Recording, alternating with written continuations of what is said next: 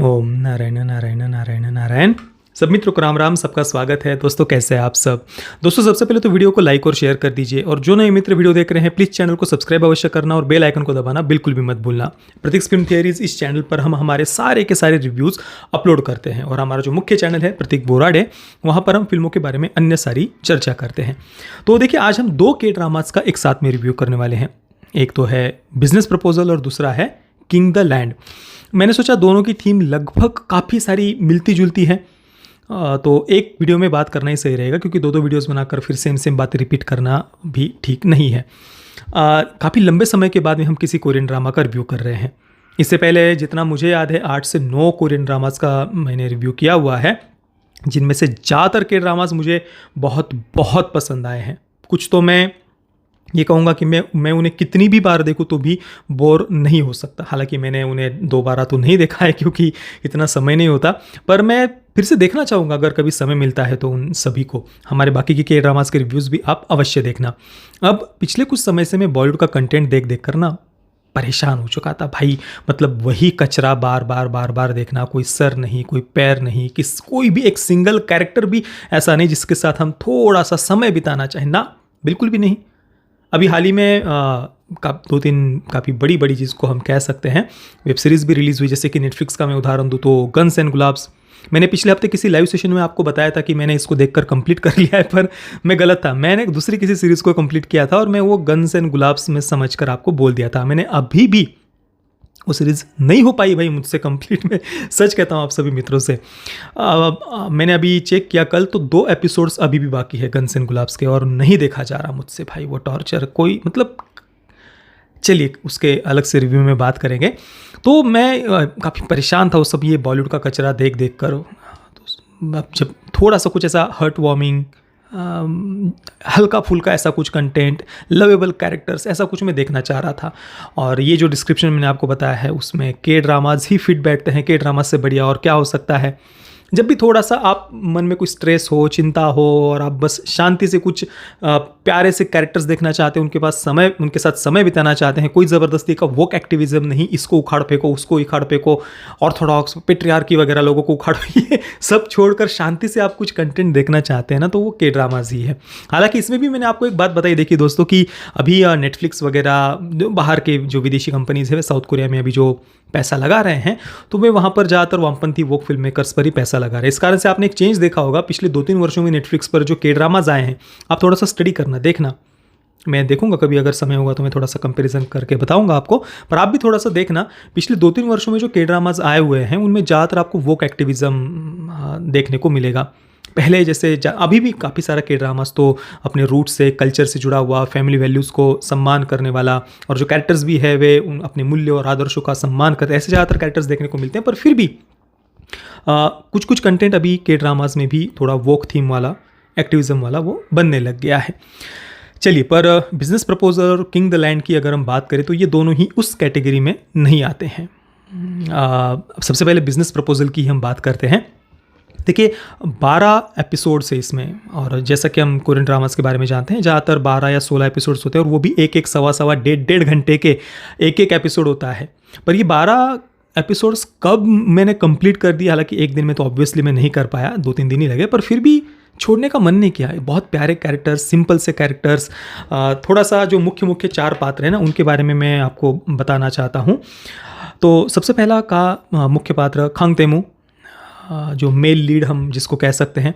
Go food नाम की company का ये CEO है। ये कंपनी उसके दादाजी की ही एक फर्म की सब्सिडरी कंपनी हम उसको कह सकते हैं।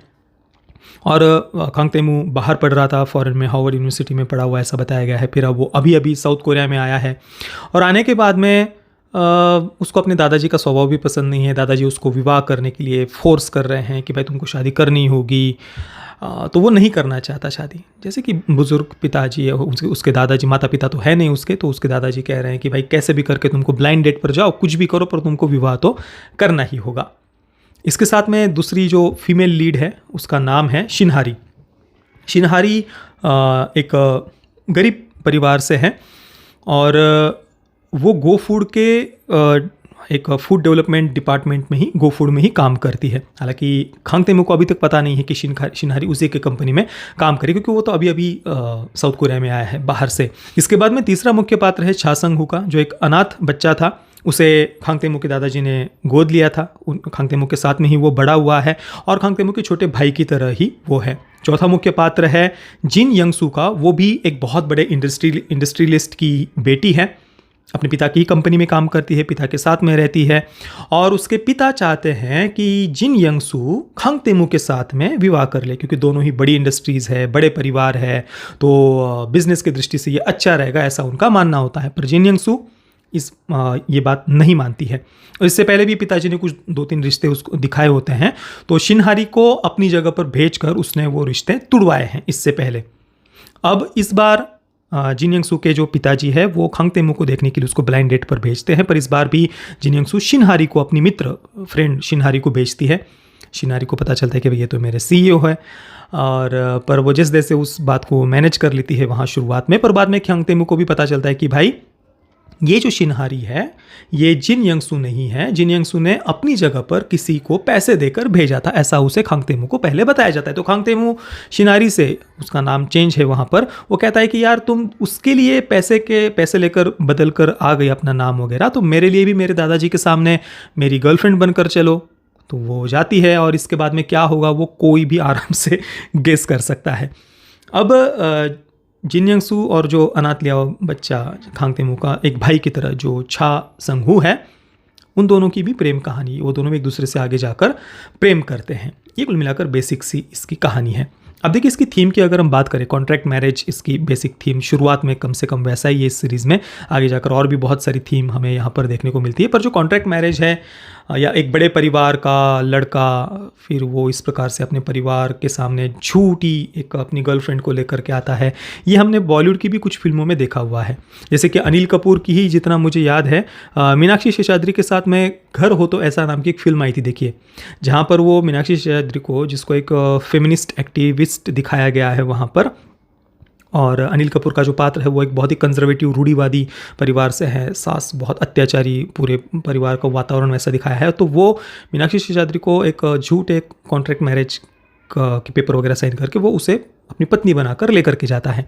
इसी प्रकार की एक और फिल्म की थीम अनिल कपूर की ही काजोल के साथ में, जिसका नाम है हम आपके दिल में रहते हैं, वहाँ पर भी 1 वर्ष का इसी प्रकार से कुछ कॉन्ट्रैक्ट मैरिज वगैरह होता है। तो ये मतलब यहाँ पर बिजनेस प्रपोजल की कहानी बिल्कुल अलग है, पर एक थोड़ी सी सिमिलरिटीज़ हमें देखने को मिलती है। और जितना मुझे याद है गोविंदा और कादर खान की भी शायद कोई सेम थीम की कोई एक फिल्म शायद आई हुई है, ऐसा मुझे लग रहा है। हालांकि मैं फिर से कह रहा हूँ, बिजनेस प्रपोजल मैंने जिन दोनों फिल्मों का बॉलीवुड की उल्लेख किया उनसे बिल्कुल ही अलग है। जैसे कि हम ज़्यादातर कोरियन ड्रामास देखते हैं, बहुत ही प्यारे से लवेबल ऐसे कैरेक्टर्स जिनके साथ आप तुरंत जुड़ जाएंगे, तुरंत एक अपनापन उनके साथ में फील होगा, आप उनके साथ में समय बिताना चाहेंगे। वो किस प्रकार से काफ़ी अपने आप को नियंत्रण में रखना, संयम, मूल्य, आदर्श, इनका वो जिस प्रकार से सम्मान करते हैं, बड़ों का जिस प्रकार से सम्मान करते हैं, और बिल्कुल वैसे हवस के पीछे, शारीरिक आकर्षण के पीछे पागल नहीं होते। ज़्यादातर मैंने जो कोरियन ड्रामास देखे हैं, हालांकि मैं जैसे कहा कि बदलाव अभी कुछ कुछ दिख रहा है, पर मैक्सिमम जो कोरियन ड्रामाज है वहाँ पर कैरेक्टर्स काफ़ी अपने रूट से, कल्चर से जुड़े हुए हैं। दूसरों का सम्मान करना, अपने आप को नियंत्रण में रखना, प्रेम का मतलब बिल्कुल बस एक दूसरे पर टूट पड़ो और बस वो एक जो एक ऑब्सेशन या हवस या जो कुछ भी लस्ट जो भी आपका ये, वो हमें कम से कम वासना इस प्रकार से हमें यहाँ नहीं देखने को मिलती। कम से कम वो अपने आप को रोक रहे हैं। फीमेल कैरेक्टर की तरह लग रहा है, मेल कैरेक्टर की तरह लग रहा है। पर बॉलीवुड का तो भाई उनका अलग ही दुनिया है। उनके अनुसार महिला सशक्तिकरण का अर्थ है कि महिलाओं को पुरुष की तरह पूरी तरीके से बना दो, ये उनके अनुसार इक्वलिटी वगैरह कुछ होती है। आप कोरियन ड्रामाज में देख लीजिए, फीमेल कैरेक्टर वो अपनी जॉब कर रहे हैं, अपने करियर पर भी ध्यान दे रहे हैं, पर वो जो एक ज़बरदस्ती का वोकिज़म है वो हमें वहाँ पर देखने को नहीं मिलता। करियर, जॉब वगैरह, इससे किसी को प्रॉब्लम नहीं। पर आप देख लीजिए, जैसे कि जापानीज़ एनिमे को भी आप अगर देखेंगे या कोरियन ड्रामास को, वहाँ पर फीमेल कैरेक्टर्स उनमें जो एक थोड़ा सा शर्माना या जो एक सौम्यता, कोमलता जो एक स्वभाव में दिखती है एक स्त्री के, वो गुण हमें वहाँ पर देखने को मिलते हैं। जापानीज़ एनिमे में भी आप देख लीजिए, ज़्यादातर फीमेल कैरेक्टर्स वो किसी अपने मित्र से या किसी लड़के से वो बात भी करती है फीमेल कैरेक्टर, तो एकदम से उसकी आंखें बड़ी हो जाती है और एकदम से उसका डरना, शर्माना, ये गुण हमें जो एक फीमेल कैरेक्टर के, एक महिला के जो गुण, एक मतलब मैं कैसे गुणों का वर्णन करूँ एक फीमेल कैरेक्टर का, कि वो शर्माना, लज्जा या फिर थोड़ा सा मृदुता, सौम्यता, शालीनता, या जो कि एक भावनात्मक जो स्वभाव होता है, भावना प्रधान जो एक स्त्री का स्वभाव होता है, वो हमें बातें देखने को मिलती है अभी भी के ड्रामाज और जापानीज़ एनिमे की मैं बात कर रहा हूँ। तो वो सारी बातें यहाँ पर बिजनेस प्रपोजल में भी है। और एक और बात मैं ऐड करना चाहूँगा कि जैसे कि मैं जिन जियांग सू के कैरेक्टर की बात करूँ, तो वो एक रात्रि को छा संग हूँ उसके साथ वो प्रेम करती है, तो एक रात्रि को वो बहुत ड्रिंक कर लेती है और उसके साथ ही उसके घर चली जाती है और वहाँ सोती है। तो दूसरे दिन वो इतना ज़्यादा शर्मा जाती है कि यार मैंने कैसे इसके साथ शारीरिक संबंध बना लिया। थोड़ा सा वो जो एक संकोच है, डर है, वो भाव हमें उस कैरेक्टर में दिखाई देते हैं। ऐसा नहीं कि बस मैं बहुत वोक हो गई हूँ, दूसरे कौन होते मुझे जज करने वाले, मैं तो इसको उखाड़ फेंकूंगी, पट्रियार्की को उखाड़ फेंकना है, इस रूढ़िवादी समाज को उखाड़ फेंकना है, मैं तो मन में वैसा जीऊँगी। ये जो वो उन कैरेक्टर्स में हमें देखने को नहीं मिलता। इस कारण से उन कैरेक्टर्स को हम समझ भी पाते हैं। तो इस प्रकार से ये प्यारे कैरेक्टर्स है काफ़ी। हालांकि हर एक बात को मैं सही नहीं कह रहा, ओवरऑल ज़्यादातर बातें सीरीज़ की मुझे पसंद आई। प्यारे कैरेक्टर्स है, जो दादाजी है खांगदेमू के, वो भी पात्र मुझे बहुत पसंद है। और जिस प्रकार से टेलीविज़न सीरीज़ देखते हैं अपने घर में, और उसमें कुछ बातें को बहुत ही एक जैसे टेलीविज़न ड्रामाज होते हैं, हमें अपने भारत की भी टेलीविज़न ड्रामाज की याद आ जाएगी आपको वो सीन्स देखकर। बहुत ही ज़्यादा ओवर ड्रामेटिक एक्सप्रेशंस जो इस प्रकार से एग्जेजरेट करके कई बातों को टेलीविज़न ड्रामाज में दिखाया जाता है, वैसे ही कोरियन ड्रामाज भी वहाँ दिखते हैं हमें। और एक सीन में दादाजी खांगतेमू के ये कहते भी कि यार ये लोग अमीरों को हमेशा इतना कमीना क्यों दिखाते हैं। तो कुल मिलाकर काफ़ी प्यारे कैरेक्टर्स, एक सिंपल सी थीम है पर 12 एपिसोड्स उन्होंने कंप्लीट कर लिए और हम देखते जाते हैं, बोर नहीं करती सीरीज़ हमें। तो मैं बिजनेस प्रपोजल को दूंगा 7.5 आउट ऑफ 10 स्टार्स। और किंग द लैंड की बाद में बात करेंगे। पहले इसके पेरेंटल गाइडेंस की बात करूँ तो वायलेंस या न्यूडिटी वगैरह तो बिल्कुल भी नहीं है। किसिंग के सीन है मात्र इसमें, पर वो बॉलीवुड के जैसा कि मैंने कहा कैरेक्टर्स जो बिल्कुल ऑब्सेस्ड हो जाते हैं, बस वन नाइट स्टैंड या फिर इवन कुछ प्रेम भी दिखाना हो तो उसके में ज़्यादा शारीरिक आकर्षण ही ज़्यादा हमें वहाँ पर देखने को मिलता है, और बिल्कुल ऑब्सेस्ड कैरेक्टर्स, और वो वही एक्टिविज़म, ये उखाड़ फेंको वो उखाड़ फेंको वगैरह, वो मानसिकता यहाँ पर आपको नहीं देखने को मिलेगी। अब इसके बाद में किंग द लैंड की बात करें तो यहाँ पर भी एक बहुत बड़े कंपनी के ओनर का बेटा और उनकी ही कंपनी में काम करने वाली एक महिला कर्मचारी, इन दोनों के बीच की ही प्रेम कहानी है, पर कहानी बाकी पूरी तरीके से अलग है। हालांकि किंग द लैंड की रेटिंग्स अगर आप गूगल पर सर्च करेंगे तो IMDb पर बहुत ज़्यादा लो रेटिंग देखने को मिलेगी। हालांकि अंदर जाकर IMDb पेज में फिर यूज़र रिव्यूज़ आप देखेंगे तो ज़्यादातर आपको ऊपर ऊपर पॉजिटिव रिव्यूज़ ही दिखेंगे, पर पहले जो शुरुआत में इसकी रेटिंग आई थी, पहले शायद 1-2 एपिसोड्स देखकर लोगों ने रेट कर दिया होगा, तो उसकी रेटिंग बहुत ज़्यादा निगेटिव उस कारण से नीचे गई हुई आपको दिखाई देगी। 4.3 आउट ऑफ 10 ऐसी कुछ रेटिंग है। हालांकि मैंने जब इस सीरीज़ को देखकर कंप्लीट किया तो इतनी कम रेटिंग तो बिल्कुल ये सीरीज़ डिज़र्व नहीं करती। काफ़ी अच्छी एंटरटेनिंग सीरीज़ है, और इस कारण से आप गूगल पर देख लेना, किंग द लैंड को अगर आप सर्च करेंगे तो यूट्यूब के रिजल्ट्स में ये प्रश्न आपको सबसे ज़्यादा पूछा गया दिखाई देगा कि भाई इसकी रेटिंग IMDb पर इतनी लो क्यों है। लोगों को भी आश्चर्य हो रहा है काफ़ी, इस कारण से इस बात को सर्च कर रहे हैं गूगल पर कि भाई इसकी रेटिंग इतनी लो आखिर क्यों है। तो चलिए इसके कैरेक्टर्स के बारे में पहले हम चर्चा करते हैं किंग द लैंड के। तो गुवॉन मेल लीड का कैरेक्टर का नाम है, वो एक बहुत बड़ी लग्जरी होटल की चेन के ओनर का बेटा है। हालांकि वो अनैतिक, उर्दू में क्या कहेंगे, नाजायज़ बेटा है, और साथ में ही उस होटल के ओनर की एक बेटी भी है जो सगी बेटी है, और इन दोनों भाई बहनों के बीच में, गुवान और उसकी बहन के बीच में सत्ता संघर्ष एक प्रकार से चल रहा है कि वारिस कौन बनेगा इस इतनी बड़ी कंपनी का। हालांकि बहन कैसे भी करके अपने आप को इसके योग्य सिद्ध करना चाहती है, इसके लिए वो काफ़ी सारे दाव पेच वगैरह भी चलते रहती है अपने भाई के विरुद्ध, और भाई सौतेला है, इस कारण से वो और भी उसे बिल्कुल भी पसंद नहीं करती, वो नहीं चाहती कि उसके हाथ में ये कंपनी जाए। अब जो फीमेल लीड जो कैरेक्टर है उसका नाम है छन सारंग, एक गरीब बैकग्राउंड से है, उसकी 2-3 फ्रेंड्स भी दिखाए हैं, वो कैरेक्टर्स भी बहुत बहुत ज़्यादा प्यारे हैं उनके फ्रेंड्स के। और यहाँ पर भी एक जो फ्रेंड है वही जो बिजनेस प्रपोजल, वहाँ पर भी जो फीमेल लीड का जो मित्र है ना, वही यहाँ पर भी है। तो एक दिन अचानक से उसको इतनी बड़ी होटल कंपनी चेन में जॉब मिल जाती है और वो वहाँ पर इतनी सिंसियरली काम करती है चंसारंग, अपना 100% वो देती है कि कहीं पर कोई चूक ना हो जाए, कोई गलती ना हो जाए। हमेशा उसके चेहरे पर एक स्माइल रहती है। और इस कारण से शुरुआत में गुआन उससे बहुत हेट भी करता है, क्योंकि बचपन से जो एक मानसिक आघात उसको लगा था, तो किसी को भी हंसते हुए वो देखता है तो उसको बहुत ज़्यादा चिढ़ हो जाती है, गुस्सा हो जाता है। तो चंसारंग का तो काम है सबका हंसकर स्वागत करना। वो अपना कर्तव्य पूर्ण निष्ठा के साथ में पूर्ण करती है और इस बात को लेकर वो कभी भी छाती नहीं कूटती कि यार ये इतने बड़े उद्योगपति, इतने बड़े इंडस्ट्रियलिस्ट, इतने बड़ी ये अमीर लोग और ये कैसे खून चूस रहे हमारा, हमें तो इनको उखाड़ फेंकना है। ये जो ज़्यादातर आपको बॉलीवुड के कैरेक्टर्स की मानसिकता देखने को मिलेगी, वो यहाँ पर नहीं, कभी भी कोरियन ड्रामाज ज़्यादातर जो मैं कह रहा हूँ उनमें नहीं देखने को मिलती है बातें। वो अपने काम को बहुत सिंसियरली करते हैं और अपना कर्तव्य समझकर करते हैं। तो ये जो सिंसियरिटी होती है, कर्तव्य निष्ठा होती है, समर्पण अपने काम के प्रति जो होता है, निष्ठा से जब हम कोई काम करते हैं उसका फ़ायदा हमें अवश्य होता है। तो चंसारंग में ये सारी बातें दिखाई गई है। हालांकि जो होटल के ओनर है वो काफ़ी पुराने तरीके से अपने इस पूरी बिज़नेस को चलाते आ रहे होते हैं और गुवॉन जब चंसारंग के संपर्क में आता है, अपनी ही होटल बिजनेस की जो एम्प्लॉय है उनके होटल की, उसके संपर्क में आने के बाद में धीरे धीरे वो अपने एम्प्लॉयज़ की प्रॉब्लम्स को भी समझता है, अपने एम्प्लॉयज़ को कैसे हमें महत्व देना चाहिए, क्योंकि वे ही है जिनके कारण उनका बिजनेस चल रहा है। तो उन्हें जो भी जिस प्रकार से हम उनको फ़ायदा पहुंचा सकते हैं, चाहे उनकी सैलरी बढ़ाकर हो या फिर जो कुछ भी अलग अलग पैकेजेस वगैरह, ट्रैवल पर लेकर के जाना, जो कुछ भी हो, अपने एम्प्लॉयज़ को कैसे महत्व देना चाहिए। एक सीन काफ़ी इमोशनल था जहाँ पर एक वृद्ध उनके एम्प्लॉय होते हैं, तो काफ़ी 30 वर्षों से वो वहाँ पर काम कर रहे होते हैं, तो उनका वो कैसे सम्मान करते हैं होटल की जब एनिवर्सरी होती है उस दिन।